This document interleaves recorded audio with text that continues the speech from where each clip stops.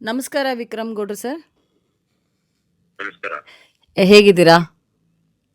ಚೆನ್ನಾಗಿದೆ.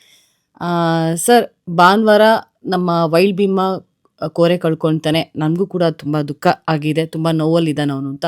ನೀವು ಅದರಿಂದನೇ ದಿನ ಫಾಲೋ ಅಪ್ ಮಾಡ್ತಾ ಇದ್ದೀರಾ. ಸೊ ಭಾನುವಾರ ಹೋಗಿದ್ದೀರಾ, ಸೋಮವಾರ ಹೋಗಿದ್ದೀರಾ, ಮಂಗಳವಾರ, ಬುಧವಾರ, ಇವತ್ತಿನ ದಿನ ಏನು ನಡೀತು, ಹೇಗೆ ಇದ್ದಾನೆ ನಮ್ಮ ವೈಲ್ಡ್ ಭೀಮಾ ಅಂತ ದಯವಿಟ್ಟು ತಿಳಿಸ್ಕೊಡ್ತೀರಾ? ಈ ದಿನ ನಾನು ಮಧ್ಯಾಹ್ನದವರೆಗೂ ನನ್ನ ಕಾಫಿ ತೋಟದಲ್ಲಿದ್ದೆ, ಕೆಲಸ ಮಾಡಿಸ್ತಿದ್ದೆ. ಅಲ್ಲಿಂದ 3 ಗಂಟೆಗೆ ನಾನು ಸಾಮಾನ್ಯ ಭೀಮನ್ ಎಷ್ಟು ಗಂಟೆಗೆ ನೋಡ್ಬೇಕು ಅನ್ನೋದು ನನಗೆ ಗೊತ್ತು. 3 ಗಂಟೆಗೆ ನಾನು ಮೂಡಿಗೆರೆ ತಾಲೂಕಿನ ಜನ್ನಾಪುರ, ಗೋಣಿಬೀಡಿಗಾಗಿ, ಬೇಲೂರು ತಾಲೂಕಿನ ಚೀಕನಹಳ್ಳಿ ಮತ್ತೆ ಕೋಗೋಡಿಗಾಗಿ ಬೆಳ್ಳಾವರ ನಲ್ಲಿ ಹೊರಟೆ. ನನಗೆ ಆ ಬೆಳ್ಳಾವರ ಊರಲ್ಲಿ ಎಲ್ಲಿ ಏನು ಅಂತ ಗೊತ್ತಾಗ್ಲಿಲ್ಲ. ನಾನು ಇತ್ತೀಚೆಗೆ ETF ಮತ್ತೆ ಫಾರೆಸ್ಟ್ನರಿಗೆ ಫೋನ್ ಮಾಡೋದೆಲ್ಲ ಬಿಟ್ಟಿದ್ದೀನಿ.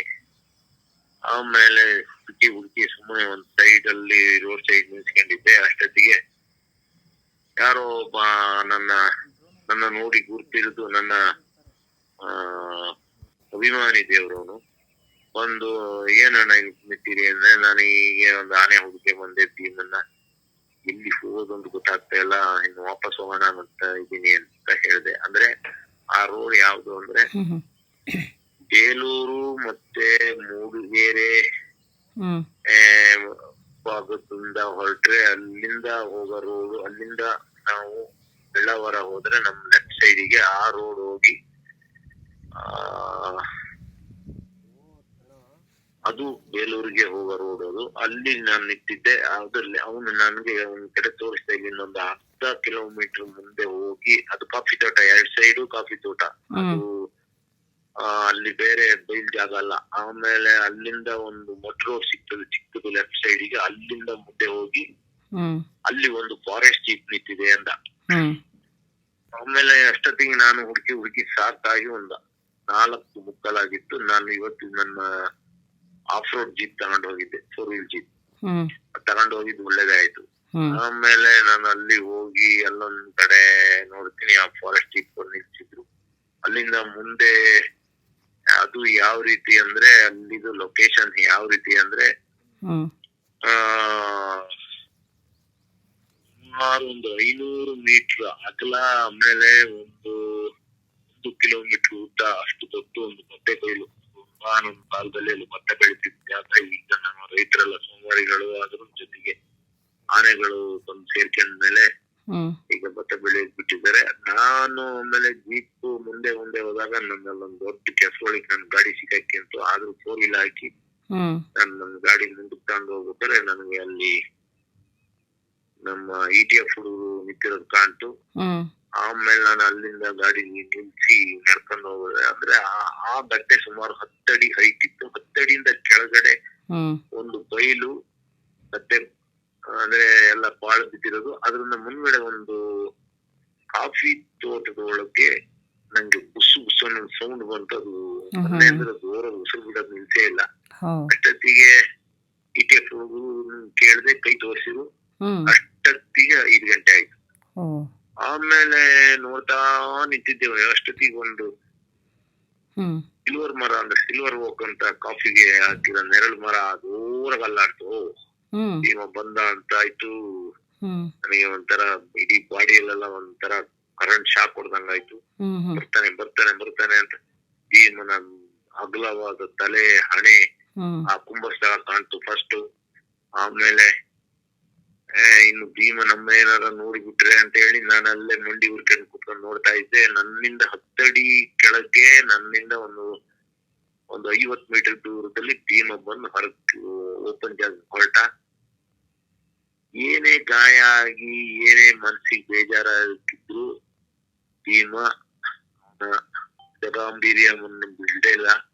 ತಲೆ ಎತ್ತಿ, ಕಿವಿ ಅಗಲಿಸ್ಕೊಂಡು, ಸೊಂಡಲನ್ನ ಎತ್ತಿ ಎಲ್ಲಾ ದಿಕ್ಕಿಗೂ ಗಾಳಿ ಹಿಡಿತಾ ಬಂದು ನನ್ನ ಎದುರಿಗೆ ನಿಂತ. ನನ್ನಿಂದ ಜಾಸ್ತಿ ದೂರ ಏನಿಲ್ಲ, ಒಂದು 50 ಮೀಟರ್ ದೂರ. ಆದ್ರೆ ನಾನು ಒಂದು 10 ಅಡಿ ಎತ್ತರದಲ್ಲಿ ನಿಂತಿದ್ದೆ.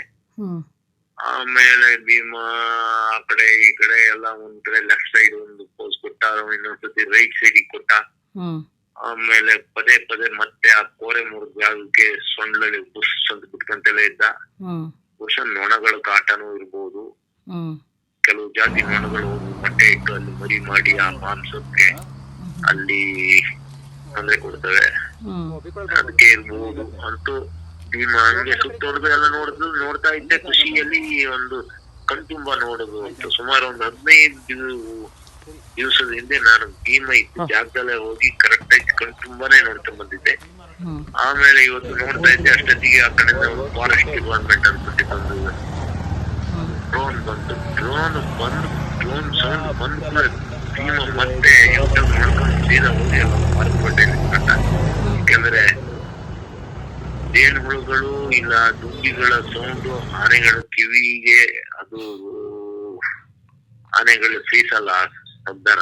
ಹ್ಮ್ ಹಾಗಾಗಿ ಭೀಮ ಅಲ್ಲಿ ಹೋಗಿ ನಿಂತ್ಕೊಂಡ. ಈಗ ಬೇರೆ ಅಷ್ಟೊತ್ತಿಗೆ 6 ಗಂಟೆ ಆಗಿಬಿಡ್ತು. ಈಗ ಬೇಗ ಕತ್ಲೆ ಆಗೋದು, ಹಗಲು ಕಡಿಮೆ ರಾತ್ರಿ ಜಾಸ್ತಿ ಈಗ ಚಳಿಗಾಲದಲ್ಲಿ. ಇನ್ನೂ ಬೇಗ ಕತ್ಲೆ ಆಗ್ತದೆ. ಅಷ್ಟೊತ್ತಿಗೆ ನನ್ ಗಾಡಿ ತಗೊಂಡು ನಾನು ಅಲ್ಲಿ ಮತ್ತೆ ಆ ಕೆಸರೊಳಗಿಂದ ಬಂದು ಮೇಲೆ ಬಂದು ಬರ್ಬೇಕಾದ್ರೆ ರೋಡಿಗೆ ಬರ್ಬೇಕಾದ್ರೆ ಕತ್ಲೆ ಆಯ್ತು. ಅಷ್ಟೊತ್ತಿಗೆ ಆ ರಸ್ತೆ ಅಂದ್ರೆ ಚಿಕ್ಕೋಡಿಂದ ಆ ರಸ್ತೆ ಒಂದ್ ಸರ್ಕಲ್ ಇದೆ, ಅಲ್ಲಿ ಆ ಮುಖಾಂತರ ಅದು ಅರಳಿಗೆ ಹೋಗ್ತದೆ. ಇನ್ನು ರೈಟಿಗೆ ಹೋದ್ರೆ ಅದು ಹೈವೇ, ನಮ್ಮ ಮೂಗಿರೆ ಇಲ್ಲ ಬೇಲೂರು ಹೈವೇಗೆ ಹೋಗೋ ರೋಡು. ಅಲ್ಲಿ ಹೋಗ್ಬೇಕಾದ್ರೆ ಒಂದು ಗುಂಪು ಕಟ್ಟಿದ್ರು, ಏನು ಒಂದು ನಿಂತ್ಕೊಂಡು ನೋಡ್ತೀನಿ, ಅಲ್ಲಿ ಒಂದು ಬೆಳವಣಿಗೆ ಆಗಿದೆ. ಯಾಕೆಂದ್ರೆ ಇಡೀ 35-40 ಆನೆಗಳು ನಮ್ಮ ಅಮ್ಮದೂರು ಇದಾರಲ್ಲ, ಭುವನೇಶ್ವರಿ ಅಮ್ಮ, ಆಮೇಲೆ ಓಲ್ಡ್ ಬೆಲ್ಟ್ ಅಮ್ಮ, ಇನ್ನು ಅವರ ಸಹಚಾರರು, ಆಮೇಲೆ ನಮ್ಮ ಕ್ಯಾಪ್ಟನ್, ಆಮೇಲೆ ಅವರೆಲ್ಲರೂ ಅಲ್ಲಿ ಕಿತ್ತಾವರ ಅನ್ನೋ ಬಂಡೆ, ಅಲ್ಲಿ ಒಂದು ಬಂಡೆ ಇದೆ, ಅಲ್ಲಿ ಇದ್ದರು. ಯಾಕೋ ವಾಪಸ್ ರೋಡ್ ಕ್ರಾಸ್ ಮಾಡಿ ಭೀಮ ಎಲ್ಲಿದ್ದಾನೆ ಆ ಕಡೆಗೆ ಹೋಗ್ತಾ ಇದ್ರು. ನಾನು ಸುಮಾರು ಹೊತ್ತು ನಿಂತ್ಕೊಂಡು ನೋಡಿದೆ, ಆದ್ರೆ ಲೈಟ್ ಬಿಟ್ಟು ಅವುಗಳಿಗೆಲ್ಲ ನಾವ್ ಯಾಕೆ ತೊಂದರೆ ಕೊಡ್ಬೇಕು ಅಂತ ಅಷ್ಟೊತ್ತಿಗೆಲ್ಲ ದಾಟಿ ಹೋಗಿ ಆಯ್ತು. ಆಮೇಲೆ ಏನಾಯ್ತು ಅಂದ್ರೆ ಈಗ ಏನಾಗ್ತದೆ ಅಂದ್ರೆ ಭೀಮ ಸ್ಟ್ರೈಟ್ ಬರ್ತಾ ಇದ್ದಾನೆ.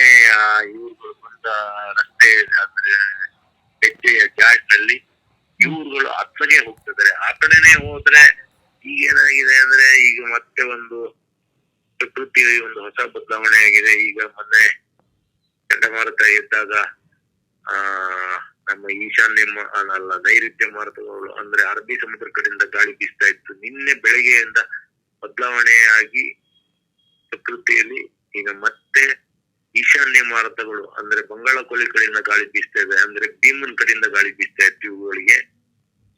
ಅದು ಈ ಹರ್ಡ್ ಗುಂಪಿಗೆ ಈ ಗುಂಪಾನೆಗಳಿಗೆ ಆದ್ರ ಸ್ಮೆಲ್ ಹೊಡೆದಿರ್ತದೆ. ಯಾಕೆಂದ್ರೆ ಅಲ್ಲಿಂದ ಏರ್ ಡಿಸ್ಟೆನ್ಸ್ ಕೇವಲ 1-1.5 ಕಿಲೋಮೀಟರ್ ಅಷ್ಟೇ ಏರ್ ಡಿಸ್ಟೆನ್ಸ್. ಹಾಗಾಗಿ ಬಹುಶಃ ಭೀಮನ್ ಸ್ಮೆಲ್ ಹೊಡೆದಿರ್ತದೆ. ಒಂದೊಂದ್ಸತಿ ಏನಾಗ್ತದೆ ಅಂದ್ರೆ ಸಾಯಂಕಾಲ 6 ಗಂಟೆ 7 ಗಂಟೆ ಮೇಲೆ ಮತ್ತೆ ಉಲ್ಟಾ ಆಗ್ತದೆ ಗಾಳಿ ಬೀಸೋದು. ಅರಬ್ಬಿ ಸಮುದ್ರ ಕಡೆಯಿಂದ ಮತ್ತೆ ಗಾಳಿ ಬೀಸ್ತದೆ. ಆ ಗಾಳಿ ಬೀಸಿದ್ರೆ ಭೀಮಿಗೆ ಸ್ಮೆಲ್ ಹೊಡಿತದೆ. ಹೆಂಗಂದ್ರೆ ನೇರ ಒಂದು ಸರಳ ರೇಖೆ ಎಳೆದ್ರೆ ಭೀಮಿಗೂ ಈ ಜಾಗಕ್ಕೂ ಒಂದು ಎಳೆದ್ರೆ ಅದು ನೇರ ಬರುತ್ತೆ ಅಂತ ಅಲ್ಲಿ ಆನೆಗಳು ದಾಟಿ ಭೀಮನ್ ಕಡೆಗೆ ಹೋಗ್ತಾ ಇತ್ತು. ಇವತ್ತಿ ರಾತ್ರಿ ಏನೋ ನಡೆಯುತ್ತೆ. ಭೀಮ ಮತ್ತೆ ಚೇತರಿಸ್ಕೊಂಡಾನೆ. ಭೀಮ ಅವತ್ತಿನ ನಾನ್ ನೋಡಿದಾಗ ಇವತ್ತಿಗೂ ಸುಮಾರು 50% ಚೆನ್ನಾಗಿದ್ದಾನೆ. ಕಣ್ಣು ಊದಿದ್ದು ಕಡಿಮೆ ಆಗಿದೆ, ಆದ್ರೆ ನೋವು ಇದೆ. ಆಮೇಲೆ ಆಹಾರ ತಿಂದಾನೆ, ಬಾಳೆ ತಿಂದಿದೆ ಅಂತ ಹೇಳ್ತಾ ಇದ್ರು ಹುಡುಗರು. ನಾನ್ ನೋಡ್ಲಿಲ್ಲ, ಆದ್ರೆ ತಿಂದಿದೆ. ಏನೋ ಅಲ್ಲಿ ತುಂಬಾ ಹುಲ್ಲುಂಟು. ಸುಮಾರು ಅದೊಂದು 20-25 ಎಕರೆ ಗದ್ದೆಗಳನ್ನೆಲ್ಲ ಬಾಳ್ಬಿಟ್ಟು ಅದು ಸುಮಾರು 1 ಅಡಿಯಷ್ಟು ಹುಲ್ಲಿದೆ. ಆ ಹುಲ್ಲನ್ನು ತಿಂದಿರ್ತಾನೆ. ಹಾಗಾಗಿ ಒಂದ್ ಸ್ವಲ್ಪ ಮುಖದಲ್ಲಿ ಗೆಲುವು ಅಂತೀವಿ ನಾವು, ಆ ಗೆಲುವು ಇದೆ. ಹಾಗಾಗಿ ಭೀಮ ಮತ್ತೆ ಇವತ್ತು ಫೈಟ್ ಮಾಡಿದ್ರೆ ಇನ್ನೇನೇನಾಗ್ತದೆ ಅಂತ ನಂಗೆ ಗೊತ್ತಿಲ್ಲ. ಇಷ್ಟೆಲ್ಲ ಆಗಿದೆ. ಅದರಲ್ಲಿ ಪೆನ್ಸಿಲ್ ಕ್ವಾರೆ ಆನೆ ಮತ್ತೆ ಅದರ ಸಹಚಾರ ಮತ್ತು ತರ್ಲೆ ಇದನ್ನಲ್ಲ KP ಕಾಲರ್ ಇಬ್ಬರು ಬೆಳಿಗ್ಗೆ ಊರ್ ಒಳಗೆ ಬಂದರೆ ಅಲ್ಲಿ ನಮ್ಮ ಒಬ್ಬ ಅಭಿಮಾನಿ ಹುಡುಗ ಒಬ್ಬ ನಂಗೆ ಅಣ್ಣ ನೋಡಿ ಅಂತ ಒಂದು ಫೋಟೋ ಕೊಟ್ಟಿದ್ದಾನೆ. ಪೆನ್ಸಿಲ್ ಕೋರೆ ಆನೆ ಸುಮಾರು ಏಪ್ರಿಲ್ ತಿಂಗಳಲ್ಲಿ ಭೀಮನ ಹೊಡೆದು ಉರುಳಿಸಿದ್ರು. ಅಲ್ಲಿ ವಿಕ್ರಾಂತ ನಡೆಯಕ್ ಬಿಡಲ್ಲ ಅಂತ. ಅವಾಗ ನಾನು ಭೀಮನ ನನ್ನ ಜೀವನದಲ್ಲಿ ಒಂದ್ಸತಿ ಮುಟ್ಬೇಕು ಅಂತಿದ್ದೆ. ನಾನು ಭೀಮ ಅಲ್ಲಿ ಬಿಟ್ಟಿದ್ದ. ಭೀಮಗೊಂದು ಹೋಗಿ ಭೀಮನ ಮುಖದ ಕಡೆ ಹೋಗಿ ಒಂದು ಕೈ ಮುಗಿದು ಭೀಮನ್ನ ಬೆನ್ನೆಲ್ಲ ಮುಟ್ಟಿ ತಟ್ತಾ ಇದ್ದೆ. ಅಷ್ಟೊತ್ತಿಗೆ ಈ ಪೆನ್ಸಿಲ್ ಕೊರೆ ಅದ್ರ ಜೊತೆ ಒಂದ್ ಸಹಚಾರ ಭಾರಿ ಜೋರಾಗಿ ಕಿವಿ ಒಬ್ಬಳಿಸಿ ನಮ್ಮಲ್ಲಿಂದ ನಮ್ಮ ಹತ್ರದಲ್ಲೇ ಹೋಗಿ ಒಂದ್ ಸೋಲಾರ್ ಬೇಲಿ ಮುರಿದ ಮೇಲೆ ಪೆನ್ಸಿಲ್ ಎಲ್ಲಿ ಹೋದ ಅಂತ ಗೊತ್ತಿಲ್ಲ. ಈಗ ಇವತ್ತು ಬೆಳಿಗ್ಗೆ ಪೆನ್ಸಿಲ್ ಕಾಣಿಸ್ಕೊಂಡಿದ್ದಾನೆ. ಅದ್ರ ಜೊತೆ ನಮ್ ಕಿತಾಪತಿ ಒಬ್ಬ ಇದ್ದಾನೆ, 4G 5G ಒಬ್ಬ. ಅವನು ಇನ್ನು ಚಿಕ್ಕನು ಅಂತ ತಿಳ್ಕೊಂಡಿದ್ದೆ. ಅವನು ಯಾವಾಗ ದೊಡ್ಡನಾಗ ಅಂತ ಗೊತ್ತಿಲ್ಲ. ಇವಾಗ ಸಾಮಾನ್ಯ ಆನೆಗಳೆಲ್ಲ 16 ವರ್ಷಕ್ಕೆ ಮೇಜರ್ ಆಗೋದು, ಮೆಜಾರಿಟಿ ಬಂದ್ರೆ ನೋಡಿದ್ರೆ ಈಗಾಗ್ಲೇ KP ಕಾಲರಿಗೂ ಮದ ಬಂದಿದೆ. ಇಲ್ಲಿ ಕಿವಿಯಲ್ಲೆಲ್ಲ ಇಳಿತಿದೆ. ಮೊದ್ಲೇ ತರ್ಲೆ ಆನೆ ಅದು ಎಲ್ಲರನ್ನ ಅಟ್ಟಾಡಿಸ್ತಿತ್ತು. ಇನ್ನು ಅದು ಯಾರನ್ನ ಏನ್ ಮಾಡುತ್ತೆ ಅಂತ ಗೊತ್ತಿಲ್ಲ. ಅದು ಇವತ್ತು ಫೋಟೋಕ್ ಸಿಕ್ಕಿದೆ. ಇಷ್ಟೆಲ್ಲ ಬೆಳವಣಿಗೆ ಇವತ್ತು ಆಗಿದೆ. ಇನ್ನು ಇವತ್ತು ರಾತ್ರಿ ಏನಾಗ್ತದೆ ಅಂತ ದೇವರಿಗೂ ಇಬ್ಬರಿಗೂ ಏನೋ ಆಗದ್ ಬೇಡ. ಭೀಮ ಚೇತರಿಸ್ಕೊಂತ ಇದ್ದಾನೆ ದಿನಕ್ಕೂ. ಸದ್ಯದ ಪರಿಸ್ಥಿತಿಯಲ್ಲಿ ನಾನೇನ್ ಭರವಸೆ ಕೊಡಕ್ ನಾವೇನು ಇದಲ್ಲ, ಡಾಕ್ಟರ್ ಅಲ್ಲ. ಆದ್ರೆ ನನ್ನ ಒಂದು ಕಣ್ಣು ಅದಕ್ಕೆ ಭೀಮನ ಕಣ್ಣು ಊದಿದ್ದು ಬಂದಿದ್ದು ಅದು ಕಡಿಮೆ ಆಗಿದೆ. ಲವಲವಿಕೆಯಲ್ಲಿ ಇದ್ದಾನೆ. ಯಾಕೆಂದ್ರೆ ಸೊಂಡಿಲ ಪದೇ ಪದೇ ಗಾಳಿಗೆ ಎತ್ತಿ ವಾಸನೆ ಹಿಡಿತಿದ್ದ. ಯಾಕೆಂದ್ರೆ ಈ ಆನೆಗಳದ್ದು ವಾಸನೆ ಹಿಡಿತಿದ್ದ. ಜೊತೆಗೆ ಆ ಡ್ರೋನ್ ಬಂದು ಫಾರೆಸ್ಟ್ ನರ್ ಬಂದು ಡ್ರೋನ್ ತಲೆ ಮೇಲೆ ಸುಮಾರು ಅಂದ್ರೆ ಎತ್ತರದಲ್ಲಿ ನಿಂತು ಕೂಡ್ಲೆ ಅವನು ಅಲ್ಲಿಂದ ಹೋಗಿ ಒಂದು ಬಚ್ಚಿಟ್ಕೊಂಡು ನಿಂತ್ಕೊಂಡ. ಸ್ವಲ್ಪ ಲವಲವಿಕೆ ಇದೆ, ನಡೆಯೋದ್ರಲ್ಲೂ ಒಂದ್ ಸ್ವಲ್ಪ ಸ್ಪೀಡ್ ಇದೆ. ಹಾಗಾಗಿ ದೇವ್ರ ದಯಿಂದ ಅದೇನು ಫಾರೆಸ್ಟ್ ನರ್ ದಶಿಂದ ಅಲ್ಲ. ನಾವು ನಮ್ಮ ಭೀಮನ ಅಭಿಮಾನಿಗಳೆಲ್ಲ ನಾವು ದೇವಸ್ಥಾನ, ಮಸೀದಿ, ಚರ್ಚಿಗೆ ಎಲ್ಲ ಕೈ ಮುಗಿದು ಪ್ರಾರ್ಥನೆ ಮಾಡ್ಕೊಂಡಿದ್ದು. ನಾವು ದೇವ್ರ ಮೊರೆ ಹೋದು. ನಾವು ಸರ್ಕಾರ, ಫಾರೆಸ್ಟ್ ಇಲಾಖೆ ಮೊರೆ ಹೋಗ್ಲಿಲ್ಲ. ಆ ದೇವ್ರ ದಯಿಂದ ಭೀಮ ಸರಿಯಾಗಿದ್ದಾನೆ. ಇವತ್ತು ಅವರು ಇಬ್ಬರು ಮುಖಾಮುಖಿಯಾಗೋದು ಬೇಡ ದೇವ್ರ ದಯಿಂದ. ಅವನ ಪರಿಸ್ಥಿತಿನೂ ಇನ್ನೂ ಚಿಂತಾಜನಕ. ಇವನಿಗೊಂದು ಪಾರೆ ಹೋಗಿರೋದಾದ್ರೂ ಅವನ ಕುತ್ತಿಗೆ, ಮುಖ, ತಲೆ ಎಲ್ಲ ತೂತಾಗಿದೆ. ಎಲ್ಲ 1 ಇಂಚು 2 ಇಂಚು ಒಳಗೋಗಿದೆ. ಅದು ಕುತ್ತಿಗೆಗೆ ಏನಾರ ಹಿಂದೆ ಅರ್ಜುನ್ಗೆ ಆ ಕಾಡಾನೆ ಕುತ್ತಿಗೆಗೆ ಒಂದು ಹೊಡೆದಿತ್ತು. ಅದೇ ಒಂದು ಭಾರಿ ಹೊಡೆತ ಅದು.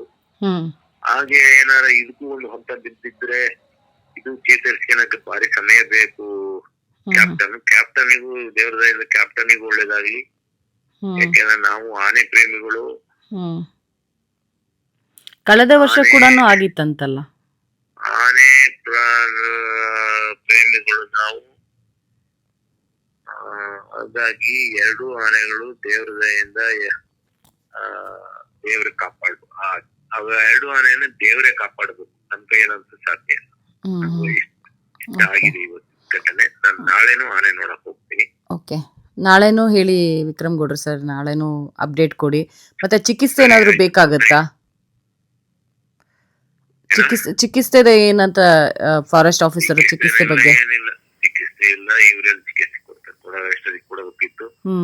ಅವ್ರ ಚಿಕಿತ್ಸೆ ಅದು ಈಗ ದೇವ್ರ ದಯಿಂದ ಎಲ್ಲ ಆಗಿದೆ. ದೇವ್ರ ದಯಿಂದ ಇವತ್ತು ಅವ್ರ ಮುಖಾಮುಖಿ. ಯಾಕೆ ಇಷ್ಟು ನಿರ್ಲಕ್ಷ್ಯ ಮಾಡಿದೆ ಚಿಕಿತ್ಸೆ ಕೊಡೋದಕ್ಕೆ? ಅದ್ ನಂಗೆ ಗೊತ್ತಿಲ್ಲ. ಫಾರೆಸ್ಟ್ ಇಲಾಖೆ ಕೇಳಬೇಕು. Okay okay